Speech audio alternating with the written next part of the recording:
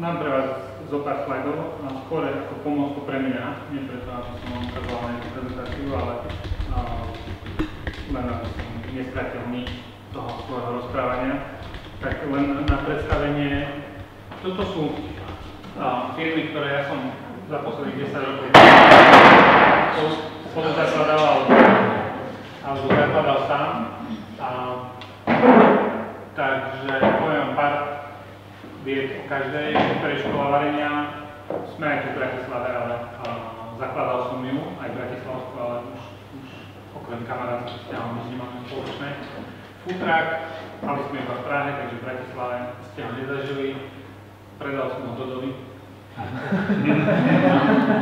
Chef Starter a prvý food startup inkubátor už je v Bratislave. K tomu patrí akadémia, to znamená 8 víkendov, kde sa ľudia naučia podnikať vo food biznise, plus konferencie o food biznise.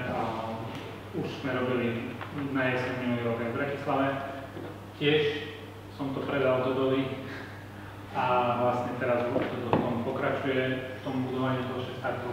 Food Parade je náš food festival, 7 rokov, tento rok robíme 7. ročník. Je to vlastne druhý najnavštevovanejší food festival v Čechách.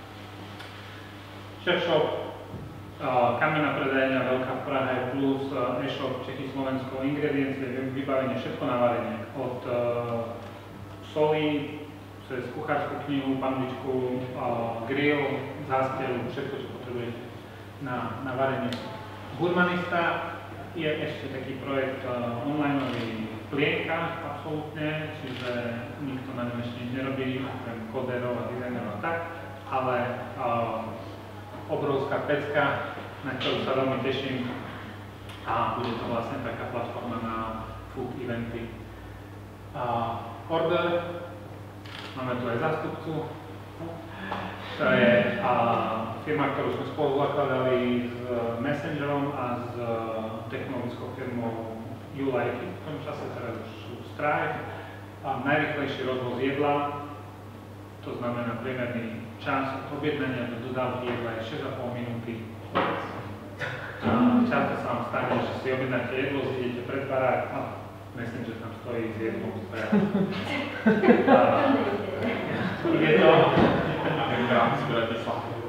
Je to v Prahe zatiaľ, rozváža to na bicykloch a je to logisticky urobené tak, že to vychádza a vlastne každý deň je jedno štík, ale to jedlo je pripravené na tých bicykloch. To sú cargo bicykle, kde vyhrieva, drží sa to v teplote a vlastne do tých 10 minút sa to dá stihnúť, tak aby to ukrylo. Čongrády, domáce paštiky, mäso a konzervované výrobky. Sme začali s Tomášom Babincom. Funguje stále, rozširuje portfólio, možno ste stretli niekde v Lahotkách, na trhoch a tak ďalej. Food Shop, mám ten slajd preto, lebo keby som vám hovoril Food Shop, všetci by ste mysleli, keďže všetko sa týka, alebo veľa gastra, takže to je obchod s jedlom, ale to sú tenisky. Takže je to trošku uspravené. Sú to tenisky, máme už predajné v Bratislave, možno ste zaznamenali pri Eurovej v Prahe, pripravujeme Budapešť a online sme v podstate v celej Európe, v Amerike a teraz sa snažíme zamerať trošku na Áziu. Procter & Gamble, to som bohužiaľ nezakladal, ani nespolu zakladal. Až taký starý nie som, ale tam som 5 rokov po škole pracoval. To znamená Ekonomická univerzita v Košiciach, odtiaľ do Budapešti 5 rokov, Procter & Gamble, najprv financie, potom marketing a potom som išiel do Prahy a začal vlastne s Chefdesk. Takže to je taká moja história stručná, podnikateľská. Dokopy teraz, keď dám P&G z toho vonku, tak dokopy toto tu je nejakých 100 ľudí a asi 300 miliónov českých korún v tržbách. Budem vám to hovoriť v českých korunách, je mi to jednoduchšie, alebo v tom, keby fungujem a plus samozrejme znie to lepšie ako 11 miliónov Znie to 27 krát ročne. Takže možno na jedný, nie? Takže 300 miliónov tento rok, verím, že budeme cez 500. A hlavne vďaka food shopu, ktorý nám neuveriteľne rastie a je to úspech, s ktorým sa ja všade chválim, ale veľmi málo tam aktívne robím, takže to je taká ideálna situácia. A kľudne sa kedykoľvek pýtajte, čokoľvek vás napadne, nečakajte, že ja zastavím, lebo keď sa rozmehnem, tak už sa nezastavím a nebudem sa pýtať, tak nemáte nejakú otázku. Čiže čokoľvek vás napadne, hneď kričte, toto nevadí mi, keď ma budete prerušovať. Mně napadá, že přichází do Prahy Food Locker, což je... No, už je v podstate tam, asi so 4 predajňami. Áno, je to taký asi najvážnejší konkurent. Na druhej strane, čo ma Food Locker nevyhoduje, je v budovaní tej komunity, kde my sme ako keby ten lokálny, komunitný hráč, ktorý robíme strašne veľa eventov veľkých pre tú komunitu, kde ten Food Locker nemá šancu vstúpiť na ten trh celosvetový. Takže tam to je naše. V zásade je to dobré, aj keby chceli vstúpiť viac, lebo sme vlastne firma, ktorú by mohli potom. Čo je práve Česko? Prečo ste začali práve Praha? Ešte raz? Prečo práve Praha ako začiatok? Pretože nemám žiadne väzby, ani som nemal na Bratislavu, keďže som tu nikdy nebol dlhšie ako na víkend. Aj tých víkendov bolo veľmi málo a z Budapešti mi prišlo, že v tom čase, v 2007, Praha je výrazne lepší trh na školu varenia ako Bratislava. Ani tu, ani v Prahe som nikoho nepoznal, takže mi to bolo jedno. A bolo to len také pragmatické rozhodnutie. V 2011 už sme vlastne si povedali, že už aj Bratislava je zrelá na to, aby sme urobili však previek. Čo bolo dobré rozhodnutie. Opačne myslím, že by to nefungovalo.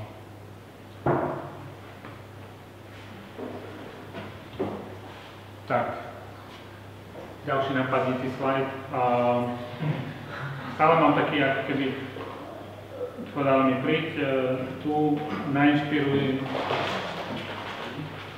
inšpirujte sa úspešnými a ja som si povedal, že určite tak je to možné, že potom tí ľudia, ktorí to organizujú, ma považujú za úspešného a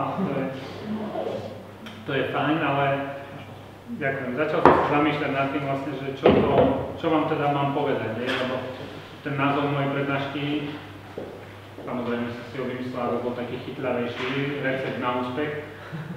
Ja ho nemám, lebo kedy mám školu varenia, každý sa so mnou chce baviť o receptoch. A každý si myslí, že som kuchár a je to pre mňa náročné, lebo o tom dosť málo viem. Ale ten recept na úspech tiež nemám, tak ako na varenie, takže ja som si skôr povedal, že nechcem tu prísť a povedať vám, OK, tieto 3 veci urobíte pred raňajkami a budete úspešní, alebo skúpte si tento VR a uvidíte, raketovo to vystrelí, alebo urobte toto a máte to vo váčku, lebo v podstate je to veľmi ťažké. A klasicky, aj keď dneska si pozriete na Google, tak toto vám ako na slovíčko úspech, tak toto vám vybehne, akože top výsledky. Ja najradšej hľadám v obrázkoch, lebo to mi dáva taký akože lepší pocit pre to. No takže toto je taký akože top výsledky z Google. A ja keď som na to pozrel, tak som si povedal, OK, tak vám to ukážem. No a presne tak na mňa budete pozerať, tak jak ja som pozeral na tie obrázky. Si hovorím, OK, a čo mi tu chýba je niečo hmatateľné, také tie bublinkové keci, ktoré v zásade akože vám nič nedajú, možno vás tak na pár sekúnd namotivujú a si poviete, idem, ale kam, hej? A čo? A tak ja som sa skúsil pozrieť vlastne naspäť na tú moju históriu a nejak to vyťahnuť z toho veci, ktoré by vám možno prakticky pomohli v tom niečo urobiť. Aby ste zajtra odišli odtiaľto, alebo teda zajtra mohli niečo prakticky urobiť preto. Teraz mi napadá taká vec. Máte, niektorí vidím, že máte pero a papier pred sebou. Má každý? Máte aspoň telefón? Super. Môžete si písať do telefónu? Super. skúste si napísať, dám vám taký test úspechu. A Marcelov test úspechu. A skúste si napísať 5 vecí, ktoré radi robíte. A nemusí to byť ako nič veľké. Hej. Ja v tom svojom zozname mám napríklad horúcu sprchu. To je jedna z mojich najobľúbenejších vecí v živote, horúca sprcha.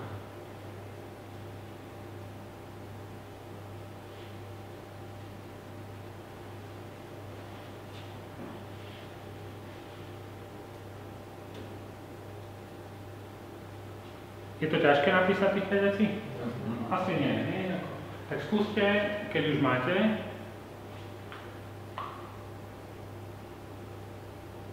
napísať 5 ľudí, ktorí sú najdôležitejší v vašom živote.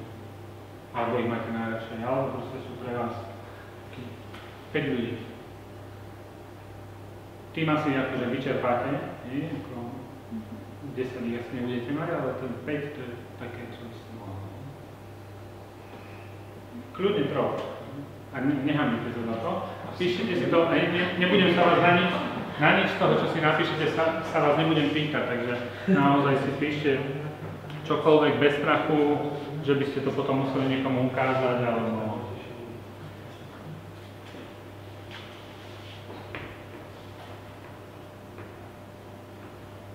No a v čom teda spočíva ten môj test úspešnosti? Keď sa zamyslíte za posledný týždeň alebo za posledný mesiac, to je takú nejakú, nie za jeden deň, dajme tomu za posledný mesiac alebo maximálne. Koľko času ste strávili s tými ľuďmi, ktorí ste tam napísali a koľko času ste strávili s činnosťami, ktoré ste tam zapísali? A pre mňa napríklad toto je ten test úspešnosti. Taký rýchly, hej? Akože sa viem rýchlo zastaviť a za 3 minúty si urobiť, či sa cítim úspešne teraz, keď robím toto s týmito ľuďmi, alebo nie. Hej?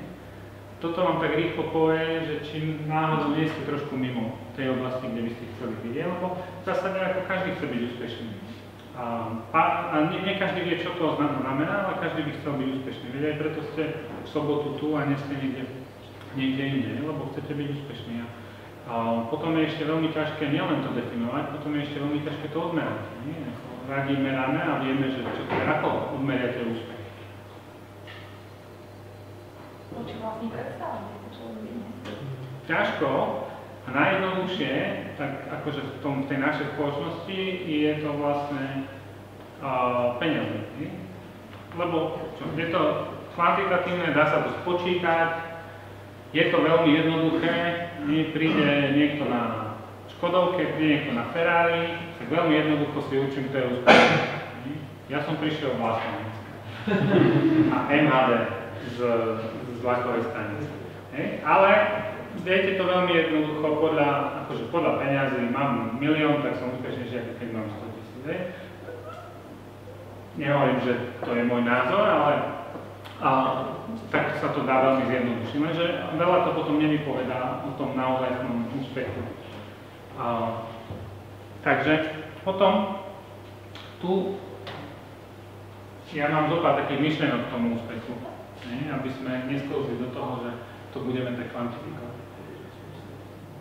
Každý má tú svoju definíciu. Pretože tá definícia úspechu ako keby neexistuje, pretože nie je. Môžete si hovoriť, čo chcete, ale pre niekoho naozaj to Ferrari znamená úspech. A pre niekoho znamená úspech niečo celkom iné. A čo je dôležité je, že vy sami musíte prísť na to, čo je tá vaša definícia. Každý sa vám snaží povedať tú svoju definíciu, pretože si myslí, že je správna a nejak vás na ňu natlačiť. A potom, keď natlačím tam dosť veľký počet ľudí, tak si to viem porovnať, ale tá spoločnosť, každej reklamy na vás ide definícia úspechu zo všadiaľ a vy by ste sa tomu mali vyhnúť. Definícia úspechu sa mení v čase. To sami asi tušíte, za ten svoj život už ste si niekoľkokrát menili tú definíciu úspechu. Na škole, keď ste, máte inú definíciu úspechu ako potom, keď ste v práci a potom, keď už máte rodinu, tak máte celkom inú definíciu úspechu. Ona sa v čase mení. A ak by sa nemenila, tak by to bolo náročné. A nielen pre vás, ale aj pre tých ľudí okolo. Takže nebojte sa to, alebo nečakajte, že si dáte definíciu úspechu, že ju nájdete a už ju budete mať. Nebudete. Ona sa vám zmení.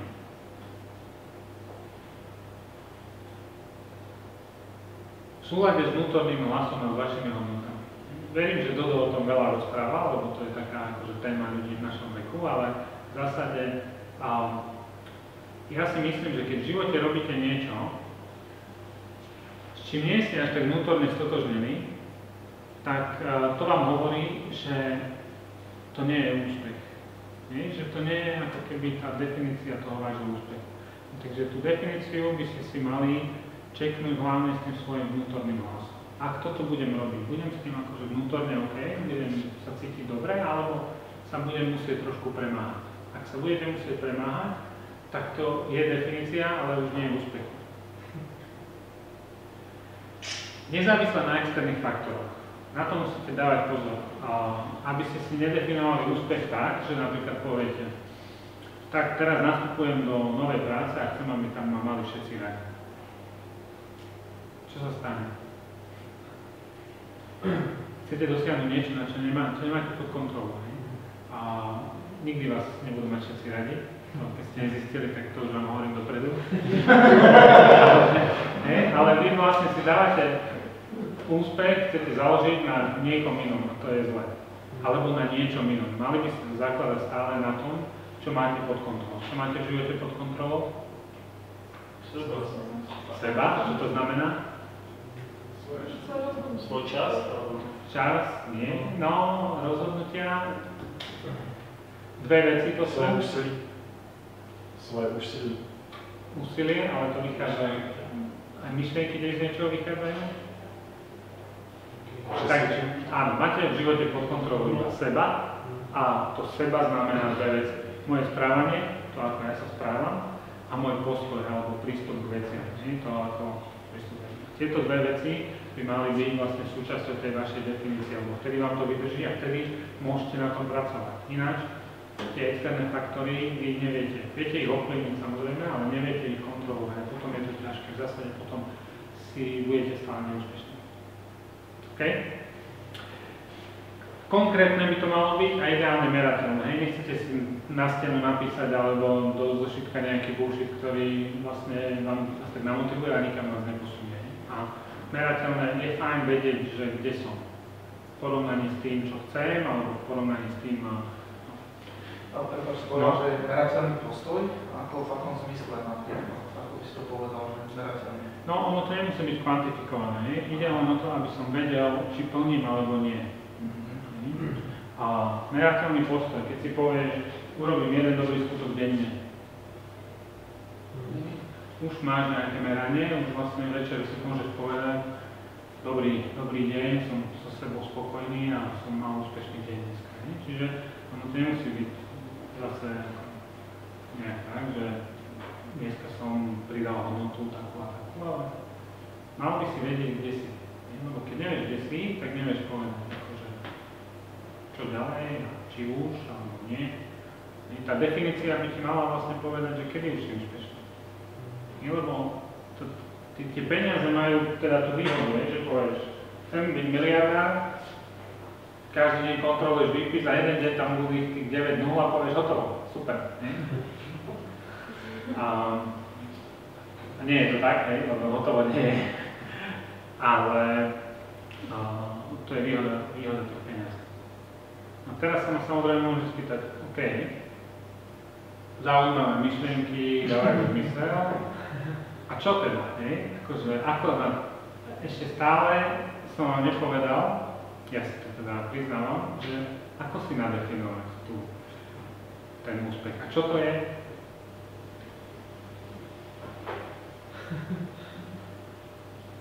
Keď sa pozriete na tie myšlienky, tak oni majú jednu vec spoločnú. Potrebujete na to, aby ste mohli definovať ten úspech, to je až druhý krok, lebo prvý Je to ťažké. A prečo to je ťažké?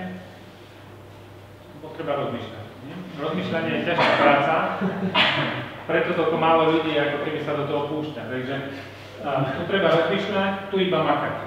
Samozrejme, trošku rozmýšľať, ale taká pyramída, tu menej rozmýšľať, viac makať, a tu iba rozmýšľať a nemakať. Nie? Preto ľudia to preskakujú, lebo treba rozmýšľať. Čiže, keď príjete na to, kto ste, tak potom veľmi jednoducho viete zadefinovať ten úspech. To je základná podmienka toho, aby ste vedeli zadefinovať ten úspech, pretože už viete, kto ste a už to ide. To je veľmi jednoduché, lebo viete, kto ste, tým pádom ten úspech už je definovaný. Už ho len si nejak vymyslíte. No a teraz nikto sa nepýta, ale možno nad tým rozmýšľate, ako zistím, kto som.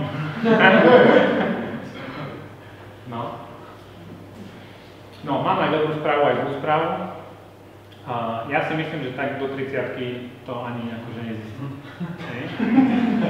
Ale, čo je dôležité, je do tej 30-ky na tom veľmi pracovať, aby ste to zistili. A nemyslíte si, že deň narodenín, akože wow.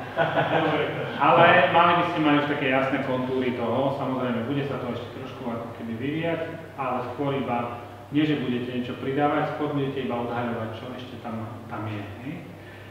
Pretože sa dostanete do situácií, v ktorých ste nemohli byť do tej 30-ky. Akože, keď máte dve deti choré, tak zistíte viac, kto ste, ako keď ste na vysokej škole absolútne bezstarostní, lebo máme stretov, bude nejaká skúška. Ne? Čiže niekedy akože reálne nemáte šancu zistiť, čo až vo vás je. Ale ako to zistíte? Čo vo vás je? Musím si ptát, proč? Že hledá. No jasně, a prakticky, ne? Že dělám spoustu věcí a ptám se sebe, jak se mi to líbí, jak mi to baví. Áno. Co to zažívám, co má takové věci? Robím spoustu vecí, akých? Různě, práce, sport. Chyby. Prácu, sport, Úspěchy dělám. chyby, čokoľvek. Cestujem, ne? Ale tak náročnejšie, aby mimo komfortnú zónu. Presne tak. Čokoľvek, čo robím, pýtam sa, či sa mi to páči, a keď sa mi to nepáči, tak je to dobré. Čiže snažím sa zažiť čo najviac nekomfortných vecí, lebo to so mňa vyťahnete. Aj tie športy, jasne, keď si pôjdem zabehať a začnem ma pýkať v boku a prestanem, tak nezistím. To moje zisťovanie, čo vo mne je, až za tým. Až pol hodiny potom, ako to začne boliť. Takže je fajn si zabehnúť maratón. Tam na 38. kilometri si na mňa spomente a tam medzi 35. a 38.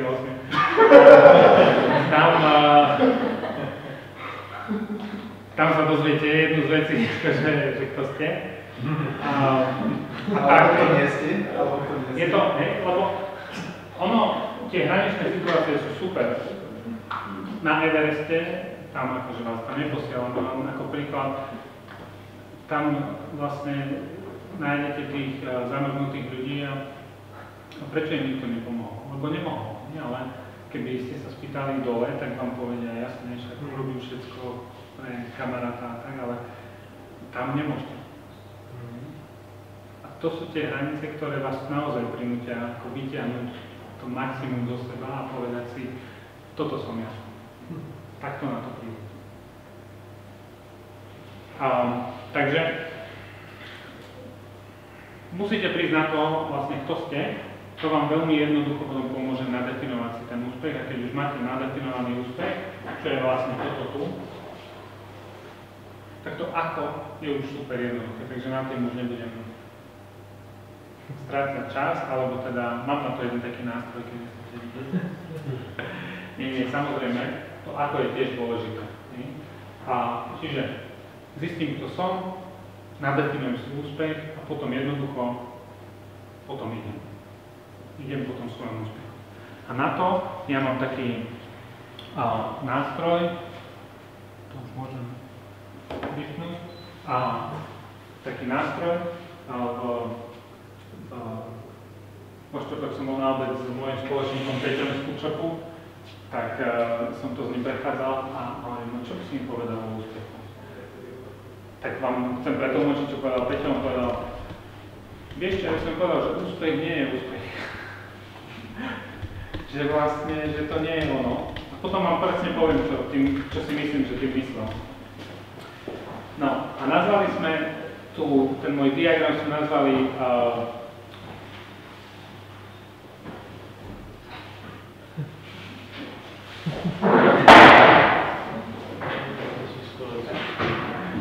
ja si to pozriem.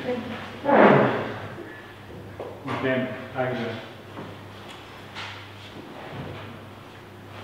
Nevedel som prísť na to, ako to nazvať, a Peťo navrhol, a že by sme to nazvali Marcelové magické množiny. MMM, presne tak. Takže. 4 množiny. A toto sa týka toho, ako dosiahnuť ten úspech, ktorý už máte nadefinovaný pre seba podľa nejakých pravidel a tú definíciu ste získali na základe toho, kto ste. Takže, MMM, môžete to kľudne šíriť ďalej a nezabudnite povedať, že to sú Marcelové magické množiny. Pretože život v podstate, alebo čokoľvek, si myslím, že beží tak. Najprv máte myšlienku,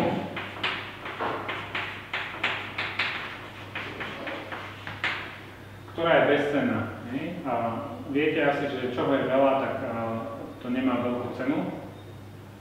Každý z nás máme denne 50 000 myšlienok, takže keď si pozriete, koľko v tejto miestnosti je myšlienok, tak v zásade až takú veľkú cenu nemajú. Cenu tá myšlienka získava kedy? Keď sa zrealizuje, presne tak. Takže máme tu potom realizáciu. Po realizácii príde čo? Napíšem feedback. Príde spätná väzba na tú realizáciu a potom by malo prísť čo? Aplikačný. Zlepšenie. Alebo aplikácia z toho feedbacku. No a ako to vlastne funguje? Mám myšlienku, realizujem, dostanem na to feedback, uplatním to, čo som sa naučil, čiže vylepším a znovu na myšlienku aj. Toto je taký ako keby nekonečný kolotoč toho, čo robíte preto, aby ste boli úspešní.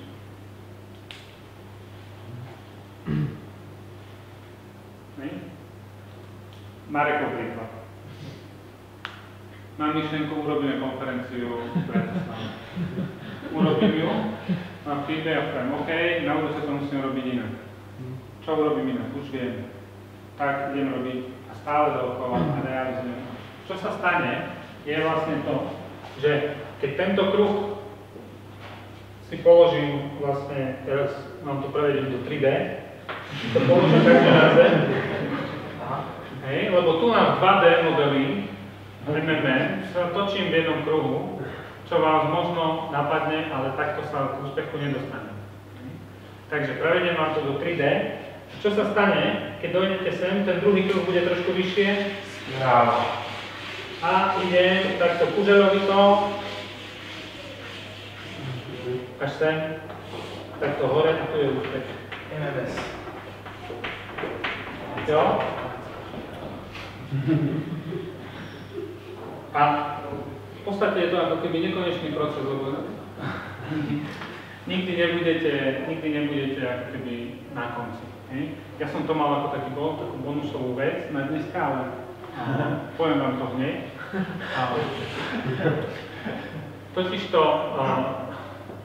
s tým úspechom úzko súvisí aj šťastie. Ako ľudia si myslia, keď budem úspešný, budem šťastný, a keď som šťastný, som úspešný. Takže to, že veľa ľudí to aj zamieňa. A predstavujú si život takto. Problém.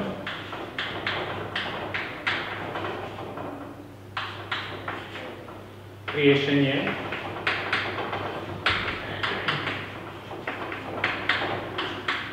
A šťastie. Čiže toto je predstava ľudí o živote. Mám problém, ja ho vyrieším. Čiže teraz už maknem a keď to skončí, takto, hej? Budeš šťastný. Budem šťastný. Hej? A takto problém, alebo kde sa milia tí ľudia? Tak, riešenie nevedie ku šťastiu, ale vedie k problému. Áno, na vyššej úrovni, na vyššom V podstate, Áno. keby som nič neriešil, tak som šťastný. Nie. Pretože... Počkaj. Je to problém veľmi šťastie. Kde je teda to šťastie, hej? Nič neriešil, to šťastný. Šťastie je tu. Salamista. Šťastie je skryté tu. Tento proces je vlastne to šťastie. To najlepšie, čo v živote môžete zažiť, je to, že riešite tie veci, robíte to. Čo sa stane? Áno, dojdem na ako vyšší level, alebo jednoduchšie, dostanem sa od tzv. Zlých problémov na dobré problémy. Dám vám jednoduchý príklad. Warren Buffett. Myslíte si, že nemá žiaden problém? Má veľké problémy, hej? Ráno stane a povie, mám 80 miliard dolárov a neviem, čo s nimi. Pre mňa je to obrovský problém, niekedy kvôli tomu nespí, hej? Ale to je ten dobrý problém. Prečo ho má? Lebo už 60 rokov rieši zlé problémy. A takto každý vlastne dokáže, tým, že bude veci riešiť, dojsť od zlých problémov k dobrým. Všetci chceme mať tie dobré problémy. Ale musíme sa zmieriť s myšlienkou, že život je vlastne neustály prúd problémov. A je na nás, či tie problémy sú zlé alebo dobré. Veľmi zaujímavé, keď sa vrátime k tej myšlienke, a keď človek má asi 50 000 myšlienok, je obrovské kvantum, ako vie, že to je tá myšlienka, ktorá by mala byť tie realizácie? Ako si vyberie svoje? Presne tak. Čo osvietiť? Osvietiť. Poviem ešte jednu myšlienku k tomu. A prečo teda, keď je to tak jednoduché, sú ľudia neúspešní? Alebo firmy, nech to nie je také osobné, prečo sú neúspešní? Prečo sú neúspešní? Majú myšlienku, ale čo sa stane? Nezrealizujú. Pri pive také toľko Facebookov už sa vymyslelo a nič. Čiže neprejdú k tej realizácii. A niektorí prejdú. Prečo sú potom neúspešní?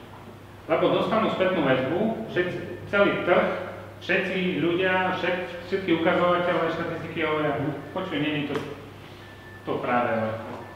A oni napriek tomu ten feedback nerešpektujú a tlačia to ďalej. A nejde to.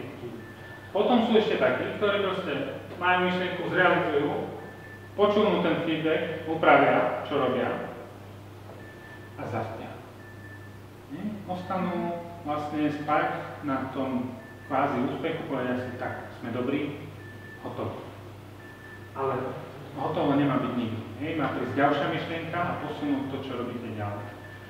Ako zistím, či tá myšlienka je správna na biznis? Aj, skôr biznis, ako v živote je to zložitejšie, ale v tom biznise ja mám na to veľmi jednoduchú vec, proste treba ju zrealizovať. A v malom. To znamená, väčšinou, čo ja robím je, poviem, skúsme to v malom a keď to bude fungovať v malom, to je taký ten klasický produkt market fit, tak začneme do toho liať viac. Čiže potrebujeme urobiť rýchlu realizáciu a zobrať rýchly feedback. Dám ti konkrétny príklad, niekedy. Prišiel za mnou kamoš a povedal, ja som chcel robiť zmrzlinu, vidím taký níž, že balená zmrzlina, akože super kvalitná, prémiová artisan ice cream, ale v obchode. Nie, že prídeš do, čo je Cold, je najlepší, a kúpiť, ale v Bile budú mať v krabičke zmrzlinu kvality Cold. A ty znie dobre, prečo to neurobíš? A on už vidí ako za tým akože obrovskú firmu. Čiže má myšlienku, je o nej aj presvedčený, čo je super, ale ako zistí, že je správne? tak mu hovorím, tak kúp biele generické krabičky, choď do zmrzlinára na Vinohrady, nech ti tam načapujú, nalep si nálepku so svojím logom a choď to predať do Billy. Keď to nekúpia, tak to zlížeš. Ale keď to kúpia, máš feedback. A môžeš začať niečo robiť.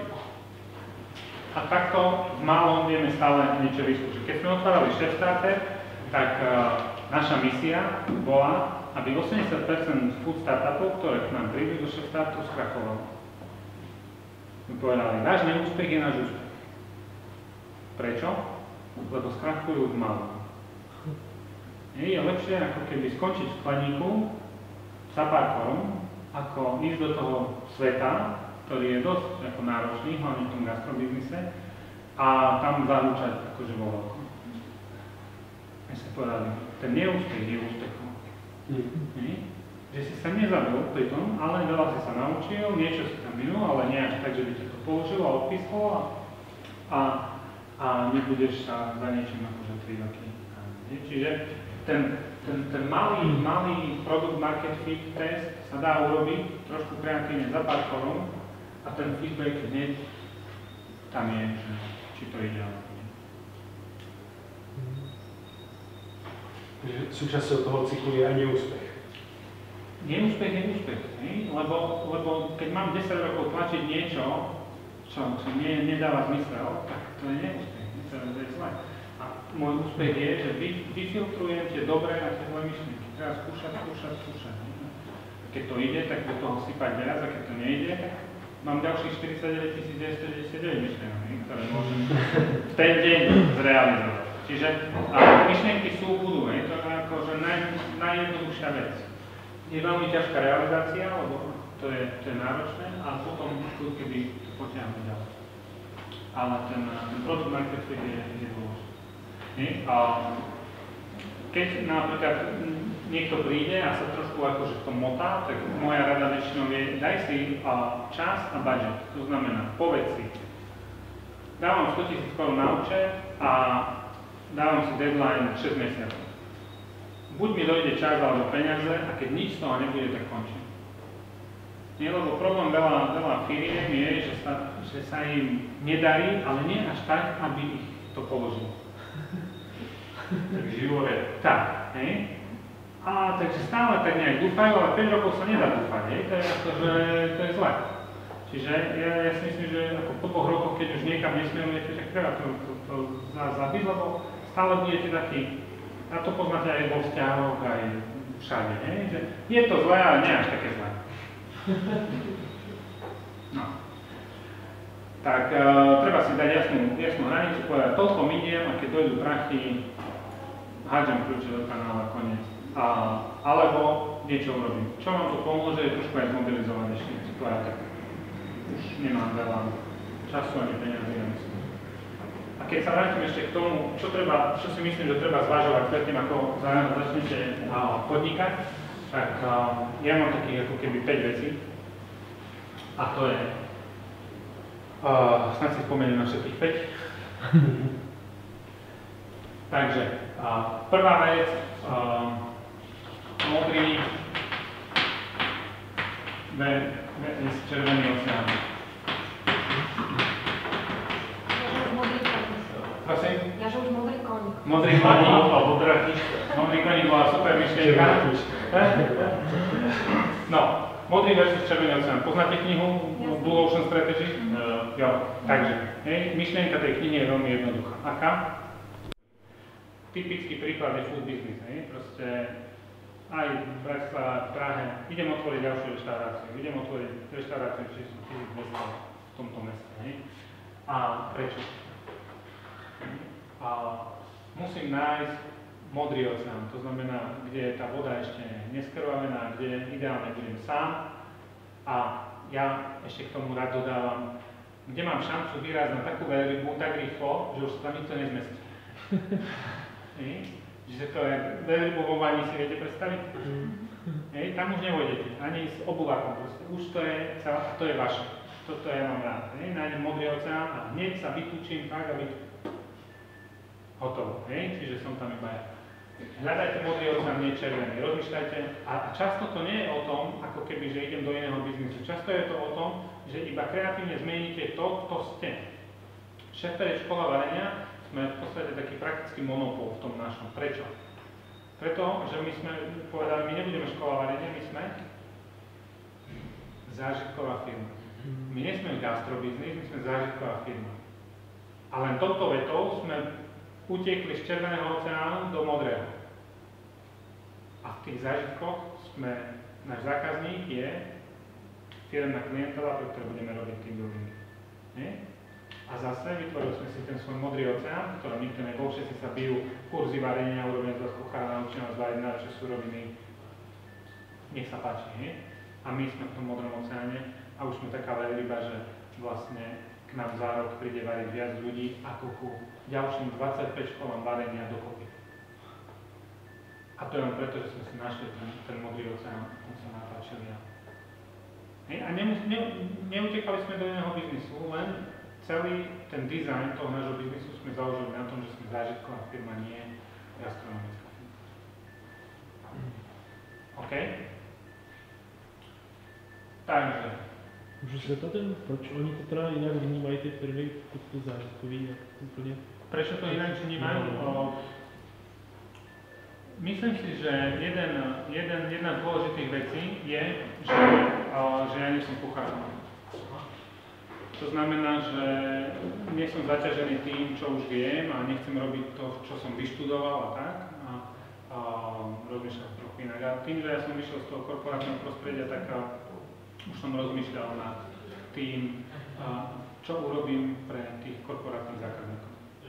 Tým, že som ich poznal, vedel som, čo chcú, čo potrebujú. A ono to vidíme aj teraz. Teraz sme robili takú, ako keby po 10 rokoch, sme urobili analýzu konkurencie. A vyšla nám z toho zaujímavá vec, kde sme poslali ako keby poptávku všetkým školám varenia a povedali, a sme skupina, tu z firmy 25 ľudí a chceli by sme to zváriť.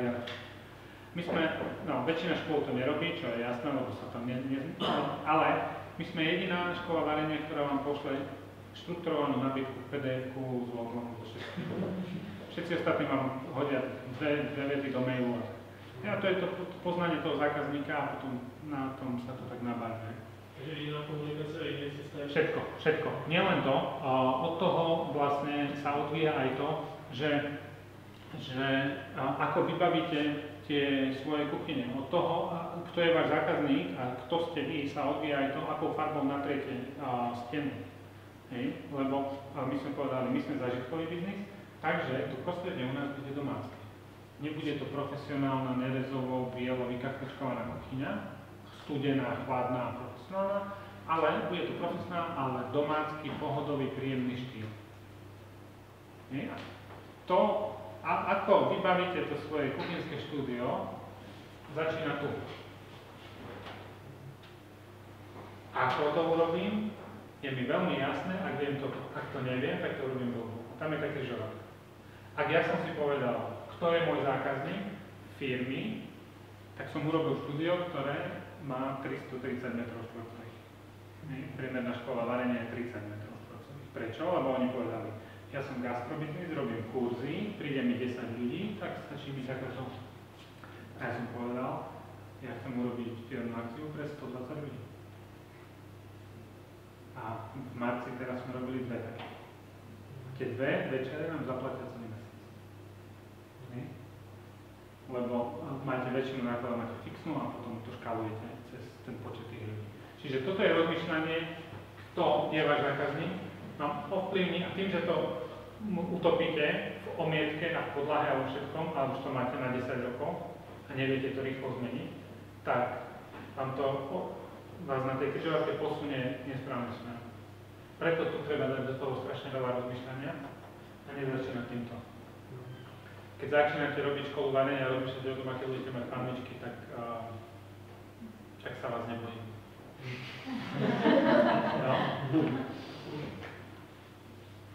No a samozrejme, teraz už sú školy varenia Červený oceán, takže aj tie zážitkové. Ďalšia vec, na ktorú musíte rozmýšľať, keď máte myšlienku, je komplexita, pomôcka a škálovateľnosť.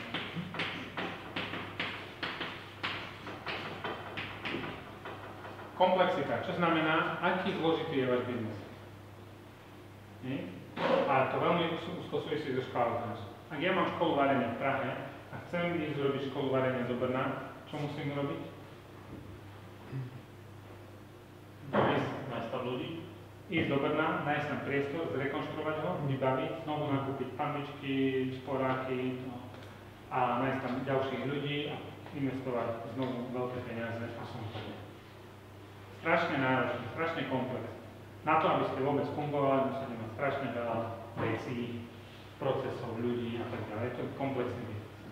Ak s foodshopom, s teniskami, sadneme s Peťom na obed a Peťo povie, robil som analýzu, mali by sme ísť do Ameriky. Čo to znamená pre foodshop? .com a hotovo, sme v Amerike. Jo, že to online A toto je obrovská vec. Aký komplexný? Samozrejme, po určitom čase to trošku zjednodušujem, lebo ten foodshop je už komplexnejší ako škola varenia, ale to je vďaka veľkosti. Ale reálne, keď máte nejaký online biznis, tak tá komplexita je veľmi malá. A potom tá škálovateľnosť je obrovská. A nad tým musíte rozmýšľať. Zase, nalinkujte to aj na svoju definíciu úspechu. Chcem mať najväčšiu firmu na svete, chcem mať medzinárodnú firmu, čo je úspech pre mňa. Chcem, aby som mal obchod v každém hlavnom meste v Európe, čokoľvek. Alebo si poviete, chcem biznis, ktorý bude stabilný, dlhotrvajúci, bude prospešný a umožní mi venovať sa svoj čas rodine. A rozmýšľate výrazne inak v tom, akú myšlienku uvedete do praxe. OK? Čo som spomínal, ďalšia vec je kto, čo, ako. To znamená, keď začínate alebo chcete tú myšlienku na podnikanie uvieť do praxe, kto je môj zákazník, čo mu vlastne ponúkam, čo robíme, ako to urobím. Ďalšia otázka, v akom som biznise.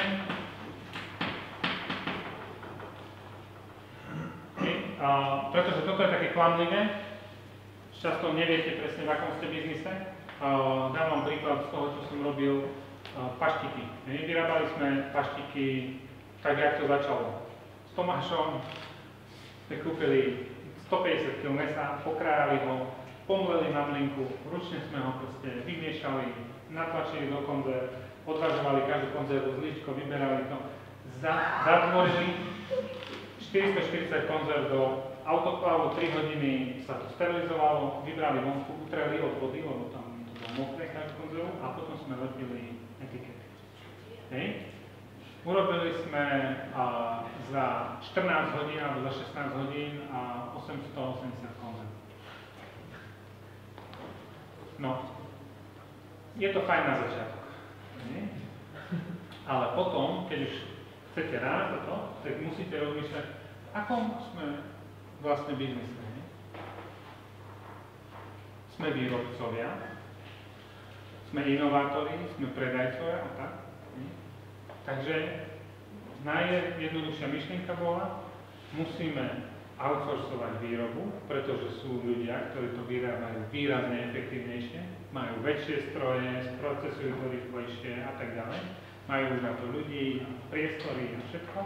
A my sa sústredíme na čo? Na marketing, na nové receptúry a tak ďalej, na predaj do obchodu. Musíte si uvedomiť, v akom ste biznise. No potom, čo sa stane, zabijete sa vo výrobni, nebudete mať čas predávať, nebudete mať čas inovovať, nebudete mať čas budovať brand. Order, dobrý príklad. Varíme, alebo máme technológiu, alebo máme logistiku. A v čom je tá unikátnosť tej myšlienky? V tom, že je tá logistika taká, že to jedlo vám dojde za 16 minúty a že máte proste technológiu, ktorá vám prepojí tých ľudí s vami, taký ten svoj dispečing. Musíte variť? Tým ľuďom je to jedno, či to varíte vy alebo. Takže si uvedomíte, v akom ste biznise, prepustíte kuchára a outsourcujete to vareň. Ale musíte si to uvedomiť už na začiatku, v akom ste vlastne biznise, aby ste sa do toho nepúšťali. Dáme jedlo, obrovský úspech v rozvážke jedla v Prahe. V akom boli biznise? Online platforma? Komunikácia. No, e-service, nie? V podstate ja to vidím, prečo boli úspešní. Agregátor. Boli pardon. Dáme jedlo bol agregátor dovozov, najväčší predaný za 10 miliónov eur zo všetkých reštaurácií. Ale čím vlastne vyhrali? Neboli ani rýchlejší, ani... Oni si udělali exkluzivní smlouvy s těma dodavateli. OK, a to zabrali ten a to je to ako? Komplexnosť. Customer service. Zákaznícky servis dovtedy bol jednak nejednotný a žiadne neexistoval. Zase, keď ste bola aj do reštaurácie a hovorili, tak kde mám to jedlo? Ste vravili, že o 20 minút, ale oni povedali, že keď vám neprišlo na čas dáme jedlo, dostali ste jedlo zdarma, kredity k tomu, vernostný systém a tak ďalej, vymakané služby, online, appky, všetko také, že vlastne tá firma bola customer service firma. Ale to je to, čo si oni na začiatku povedali. My nejdeme dodávať jedlo. Áno, vyzerá to tak, ale my sme zákazníci. V podstate oni supovali customer service každej tej reštaurácii. Presne tak. Lebo to bola najväčšia bolesť celého toho industrie. Takže to skonsolidovali, dali tomu ten brutálny dobrý customer service a hotovo. A nerozmýšľali nad tým, ako čo najrýchlejšie tam doniesť to jedlo. Ako to neposunuli. Ten priemerné doručenie jedla v Prahe 45 minút hodina ostalo. Ale ten customer service sa posunul absolútne niekde celkom. Čiže to zaujímavé, že vlastne to Lančo to dokáže ešte opakovane. No, stále robí to isté v zásade, lebo to funguje. A v niektorých odvetviach.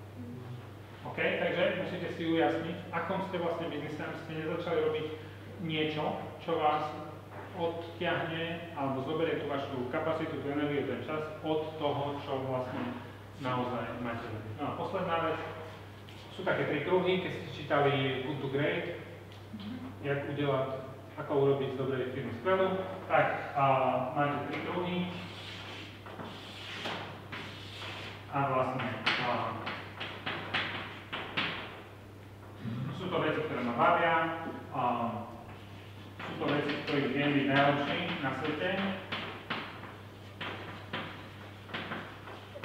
a sú to veci, ktoré dokážu zarobiť. A keď si napíšete všetky tieto veci, tak ideálne tam nájdete niečo, čo je vo všetkých tých 3 množinách. Ještě když je to smysl, tak se tomu říká ikigai. Ještě když se tam přidáš čtvrtýku. No, k tomu zmyslu o chvíľku. A toto by ste mali robiť. A ešte sa vrátim k tomu, prečo podľa mňa vzniklo to, že problém riešenie šťastie, tak ja si myslím, že dneska je také trošku krivé, ako keby zrkadlo toho celého, že ľudia sú bombardovaní príliš, rob len to, čo ťa baví a tak ďalej a to. Ale ja si myslím, že to nie je celkom tak pravda, ako sa to tvári. Že skôr to rozmýšľanie si myslím by malo byť, ako môžem byť najlepšie užitočný. Lebo dám vám jednoduchý príklad. Ja by som napríklad svoju prácu nevymenil za nič na svete. Teda, počkaj. Takže je to vec, ktorú by ste robil zadarmo? Presne tak. Dneska vyhrám lotériu a zajtra som v práci a vymýšľame, proste som strašne nadšený z toho. 70% času, možno viac, robím veci, čo ma nebavia. Lebo to potrebujem k tomu, aby som mal tú prácu, aby som bol. To isté, keď to prenesiem do osobného života, moje 2 deti sú najlepšie veci, čo ma v živote stretnú. Ako to, kým nebudete mať svoje, tie moje vôbec možno nevyniesie toľko radosti, tak to nepochopíte. Ale 70% času som na nich naštvaný. Choď sa obuť, čo si obutý, zober si bundu, ale je to, čiže pozor na to, ono to nikdy nie je tak, že teraz nájdem ten svoj projekt a už budem šťastný do konca života, non-stop budem robiť, čo ma baví a ráno vyskočím z pyžama, dotancujem proste do práce. Nie je to také. Málo by vás to naplňať tým, že ste užitočne robíte niečo, čo vás vedie k tomu vášmu úspechu a ono nakoniec vidíte, že vás to super baví. I tak som trošku odbočil po tej otázke, zhrniem, čo som vám práve akože tým dnešným môjim chcel povedať. Krok číslo 1, zistíte, kto ste. Krok číslo 2, na základe toho, kto ste, si nadefinujte svoj úspech, čo to znamená. Krok číslo 3, MMA. Takže, krok číslo 3, myšlienka, realizácia, feedback, zlepšenie stále dookola a postupne vás to tú špirálu dotiahne k tomu vášmu úspechu. To sú také 3 kroky, ktoré ja si myslím, že bez ohľadu na to, čo chcete robiť, kto ste a aké sú okolnosti, tak vás dostanú k úspechu. K tomu vážnu úspechu. Ja mám otázku, No. že kto si a či si úspešný?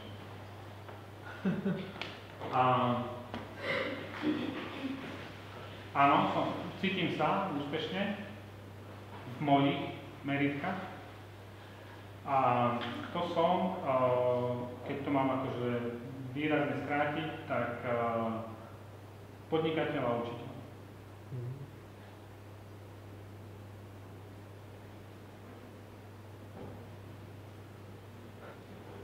Nejaké sú momentálne plány do budúcna? Nejaká úplne nový nápad alebo expanzia skôr v tom? No, tak nie. Môj dlhodobý plán bol taký, že vlastne že po 40 chcem 90% svojho času venovať učeniu, tak toho sa držím. Že sa učiť alebo učiť ľudí? Učiť ďalej. A do 40 som chcel čo najviac podnikať, aby som sa naučil to, čo chcem učiť ľudí podnikať.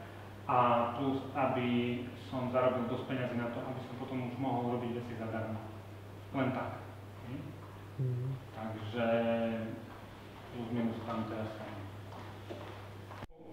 Vrátim sa k blogu, prednášky a rozmýšľam aj nad projektom takej ako keby alternatívnej univerzity, ale uvidím. Čiže neviem, aj to sa vyvíja v čase, lebo v zásade je ťažké si dať cieľ a povedať, OK, tak keď vyrastiem, tak budem robiť to a to.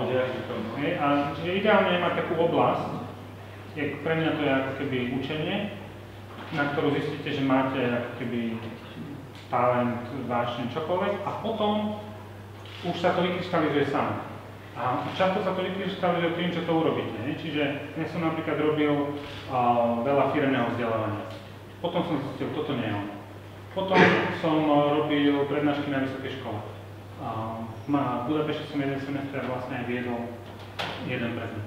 Povedal som si, nie je to ono. A potom som skúsil toto a tak sa to postupne vylučuje a zužuje sa nám ten okruh, čo asi áno. A to je také ako lepšie. Je lepšie robiť veci a zistiť, že to nie je ono, ako ich nerobiť. Potom si povedal, možno toto bolo. Tak jo, děkuju.